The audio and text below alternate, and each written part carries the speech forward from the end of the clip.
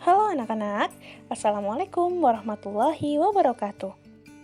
Alhamdulillah, kita dipertemukan kembali pada hari ini dalam mata pelajaran sejarah kebudayaan Islam. Pada minggu yang lalu, kita telah belajar mengenai dakwah Nabi Muhammad di Mekah. Kemudian, pada minggu ini, kita akan belajar mengenai... Ada yang tahu kita hari ini akan belajar mengenai materi apa? Ya, hari ini kita akan belajar mengenai dakwah Nabi Muhammad periode Madinah. Nah, materi ini sudah masuk ke dalam bab 2. Di dalam bab 2 ini, kita akan mempelajari 2 subbab. Yang pertama yaitu kondisi masyarakat Madinah sebelum kedatangan Islam, dan yang kedua yaitu hijrah Nabi Muhammad ke Madinah.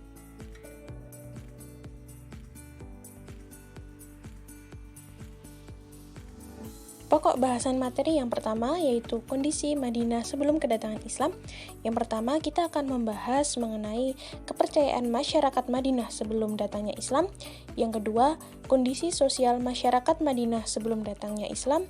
Yang ketiga, kondisi ekonomi masyarakat Madinah sebelum Islam. Dan yang keempat, kondisi politik masyarakat Madinah.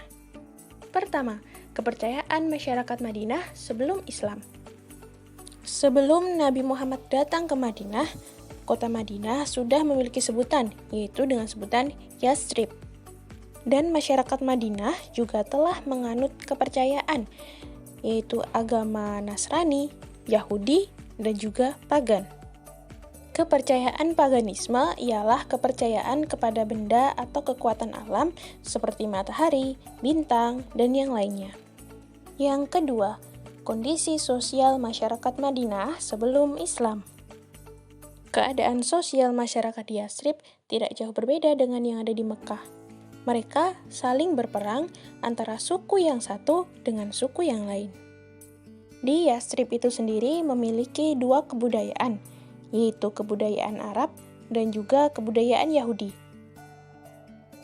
Pada awalnya, kedua bangsa berasal dari satu rumpun bangsa, yaitu ras Semit, yang berpangkal dari anak Nabi Ibrahim, Ismail, dan juga Ishak.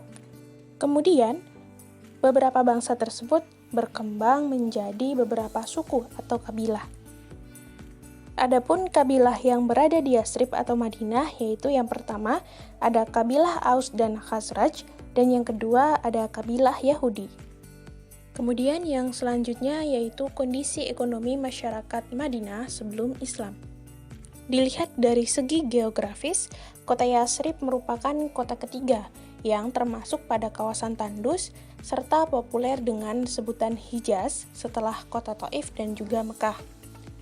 Yathrib juga berada di tempat yang strategis sebagai jalur penghubung perdagangan antara kota Yaman di selatan dan juga kota Syria di utara. Yathrib ini juga termasuk salah satu daerah yang subur di sekitar kawasan yang tandus. Yathrib ini merupakan kota yang makmur dan juga subur dengan pertaniannya. Air yang tersedia di kota ini cukup untuk membangun pertanian. Dan kota ini dikelilingi oleh gunung yang berbatu. Di kota Yathrib terdapat daerah persawahan dan juga perkebunan yang menjadi sandaran hidup bagi penduduk Yathrib. Penghasilan terbesarnya adalah kurma dan juga anggur. Yang keempat, kondisi politik masyarakat Madinah. Di kota Yathrib atau Madinah tidak menerapkan model pemerintahan seperti kerajaan yang mengatur kehidupan masyarakatnya. Tetapi di Yathrib kekuasaan berada di tangan suku-suku atau kelompok tertentu tergantung kepada siapa yang paling kuat di antara mereka. Perang antar suku atau kelompok sering terjadi. Kondisi tersebut hampir sama dengan keadaan yang berada di Mekah. Suku yang pertama kali tinggal dan menguasai Yathrib merupakan suku Amalikoh. Mereka membangun perkampungan dan peradaban di sana. Kemudian bangsa Yahudi datang ke Madinah dan akhirnya mampu menguasai Madinah setelah menaklukkan suku Amalikoh. Kemudian kita masuk kepada pokok bahasan yang kedua yaitu hijrah Nabi Muhammad ke Madinah. Materi yang akan kita bahas yang pertama mengenai pengertian hijrah, yang kedua sebab Nabi Muhammad hijrah ke Madinah, Yang ketiga, reaksi kafir Quraisy terhadap hijrah Nabi Muhammad ke Madinah. Dan yang keempat adalah proses hijrah Nabi Muhammad ke Madinah. Yang pertama, yaitu pengertian hijrah. Hijrah menurut bahasa berarti meninggalkan, menjauhkan diri, dan berpindah tempat. Sedangkan hijrah menurut istilah adalah kegiatan perpindahan yang dilakukan oleh Nabi Muhammad bersama para sahabat beliau dari Mekah ke Madinah dengan tujuan untuk mempertahankan serta menegakkan risalah Allah dan juga berdakwah. Sedangkan orang-orang yang melaksanakan hijrah dari Mekah ke Madinah disebut dengan kaum muhajirin. Yang kedua, sebab Nabi Muhammad berhijrah. Sebab Nabi Muhammad hijrah ke Madinah yaitu perlakuan kafir Quraisy di Mekah sudah sangat keterlaluan. Mereka menentang secara terang-terangan atas dakwah Nabi Muhammad dan juga para sahabatnya. Selain itu, Nabi Muhammad melakukan hijrah ke Madinah karena sistem kepemimpinan bangsawan tidak ada di Madinah. Hal tersebut juga menjadi penyebab Nabi Muhammad melakukan hijrah ke Madinah. Dan hijrah ini dianggap sebagai alternatif perjuangan untuk menegakkan ajaran Islam. Terdapat beberapa faktor Yasrib menjadi tujuan untuk berhijrah. Yang pertama, Yasrib merupakan tempat yang paling dekat dengan Madinah. Yang kedua, kakek Nabi Muhammad berasal dari Yasrib dan ayahnya dimakamkan di sana. Yang ketiga, penduduk Yasrib sudah dikenal Nabi karena kelembutan budi pekerti dan juga sifatnya yang baik. Dan yang keempat, bagi Nabi, hijrah merupakan keharusan selain karena perintah dari Allah Subhanahu wa Ta'ala. Yang ketiga, yaitu reaksi kafir Quraisy terhadap hijrah Nabi Muhammad. Ketika orang kafir Quraisy mengetahui perjanjian antara Nabi Muhammad dengan orang-orang Yasrib, kafir Quraisy semakin keras dalam menyiksa umat Islam. Hal ini membuat Nabi segera memerintahkan umat Islam untuk hijrah ke Madinah. Dalam waktu 2 bulan, hampir semua umat Islam kurang lebih 150 orang telah meninggalkan kota Mekah. Hanya ada beberapa sahabat yang masih ada di sana, di antaranya Ali dan juga Abu Bakar. Mereka merasa bahwa hijrah ke Madinah membuat umat Islam semakin bertambah banyak dan berkembang di tempat hijrahnya, serta setiap waktu menjadi ancaman yang serius bagi mereka dan perdagangan mereka. Karena itu, orang kafir Mekah memutuskan sikap terhadap Nabi Muhammad, di antaranya yang pertama, membiarkan Nabi Muhammad hijrah atau mengusir keluar dari Mekah, atau menangkap dan memenjarakannya, atau membunuhnya. Pada awalnya, masyarakat kafir Quraisy memutuskan untuk membiarkan Nabi Muhammad hijrah, tetapi keputusan tersebut tidak dapat memecahkan masalah yang ada. Karena kepergian Nabi dari Mekah bisa jadi akan menyiapkan orang-orang Madinah untuk memerangi kafir Quraisy. Jika mereka memilih untuk menangkap dan memenjarakan Nabi Muhammad, mereka akan mengira bahwa hal tersebut dapat memicu umat Islam untuk membebaskan Nabi Muhammad. Maka mereka memutuskan untuk membunuh Nabi Muhammad.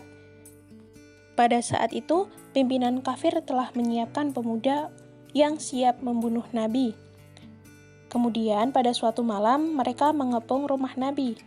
Pada saat itulah malaikat Jibril turun untuk mengabarkan rencana tipu daya kafir Quraisy terhadap Nabi, sebagaimana dinyatakan dalam surah Al-Anfal ayat 30. Surah Al-Anfal ayat 30 ini berisi perintah untuk berhijrah.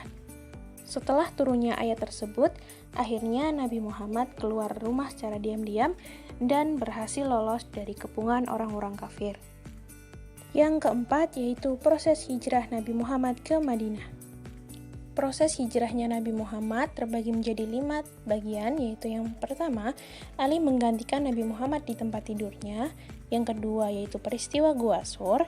Yang ketiga yaitu Suraqah. Yang keempat yaitu Masjid Quba, dan yang kelima setibanya Rasulullah di Madinah. Yang pertama, Ali menggantikan Nabi Muhammad di tempat tidurnya. Kaum kafir Quraisy telah berencana untuk membunuh Nabi Muhammad, dan hal ini diketahui oleh Nabi Muhammad dan umatnya. Pada malam ketika akan hijrah, Nabi Muhammad meminta Ali bin Abi Thalib untuk memakai mantelnya dan berbaring di tempat tidurnya. Nabi Muhammad berpesan kepada Ali setelah Nabi hijrah untuk tinggal dulu di Mekah menyelesaikan barang serta amanat yang telah dititipkan. Maka ketika orang kafir Quraisy masuk dan menyerbu ke rumah Nabi, mereka hanya mendapati Ali serta tidak mendapati Rasulullah di sana. Nabi Muhammad dan Abu Bakar pergi ke Madinah melalui arah selatan untuk mengelabuhi kafir Quraisy. Mereka singgah di Gua Sur selama 3 hari. Di dalam Gua Sur, Nabi Muhammad telah merencanakan secara matang untuk mengamankan proses hijrahnya. Di antaranya yang pertama, Abdullah bin Abu Bakar mendatangi gua setiap malam dan menyampaikan berita mengenai rencana dan kegiatan kafir Quraisy. Yang kedua, Amir bin Fuhairah menggiring domba-domba gembalanya ke dalam gua pada malam hari ketika Nabi Muhammad dan Abu Bakar bisa minum susu. Sehingga Ammar menggiring kembali domba-dombanya ke Mekah sebelum fajar setelah Abdullah bin Abu Bakar kembali ke Mekah, agar jejak kaki Abdullah terhapus oleh jejak domba tersebut. Yang ketiga, Abdullah bin Uraikis sebagai pemandu yang diupah oleh Abu Bakar datang ke Gua Thur setelah 3 hari membawa 2 ekor unta. Selanjutnya yaitu Suraqah. Ketika kafir Quraisy mengadakan sayembara mengenai barang siapa yang mampu menangkap Rasulullah akan diberi imbalan 100 ekor unta. Kemudian Suraqah tertarik dengan sayembara ini dan mengikutinya. Suraqah ingin menyusul rombongan Nabi Muhammad ketika sedang hijrah. Suraqah mengendarai kuda yang sangat cepat, tetapi kuda yang dikendarainya malah terjatuh. Suraqah mengulangi untuk mengejar Rasulullah sampai 3 kali, tetapi 3 kali pula kudanya terjerembab dan jatuh ke tanah. Karena hal tersebut, Suraqah sadar bahwa orang yang dikejar bukanlah orang sembarangan. Setelah berhasil mendekat, Suraqah meminta maaf kepada Rasulullah. Kemudian Suraqah kembali ke Makkah. Selanjutnya yaitu peristiwa Masjid Quba. Setelah menempuh perjalanan 7 hari, Nabi Muhammad serta Abu Bakar sampai di Quba. Quba merupakan sebuah desa yang terletak 2 mil di selatan Madinah. Beliau membangun masjid di sana, dan masjid itu merupakan masjid pertama dalam sejarah Islam. Beliau kemudian tinggal di Quba beliau berangkat dari Quba menuju ke Madinah. Ketika sampai di perkampungan Bani Salim bin Auf, waktu sholat Jumat tiba. Kemudian Nabi Muhammad melaksanakan sholat Jumat di sana, dan inilah merupakan Jumat dan khutbah yang pertama dalam Islam.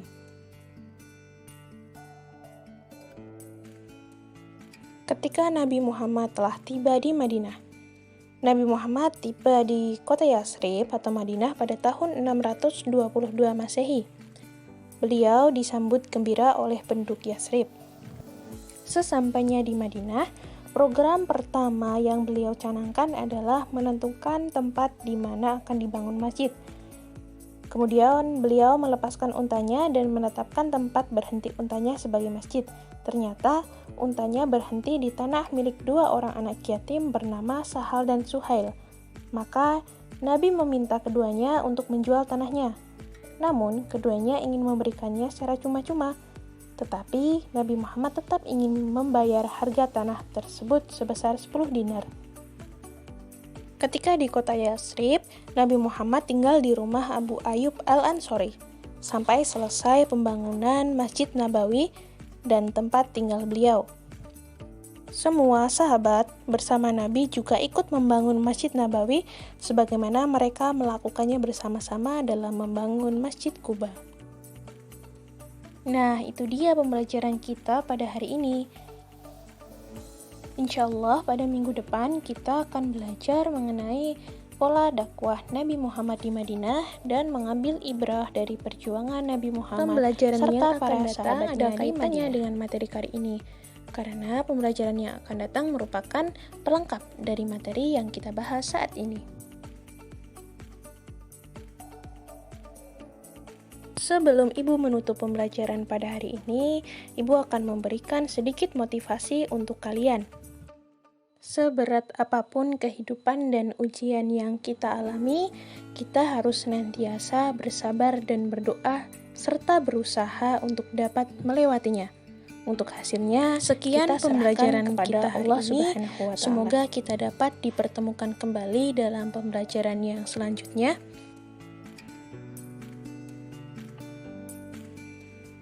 Jangan lupa untuk menjaga kesehatan, memakai masker, menjaga jarak, dan tetap mencuci tangan serta makan makanan yang bergizi agar terhindar dari virus. Sekian, alhamdulillahirabbil alamin. Subhanakallahumma wa bihamdika asyhadu alla ilaha illa anta astaghfiruka wa atubu ilaik. Wassalamualaikum warahmatullahi wabarakatuh.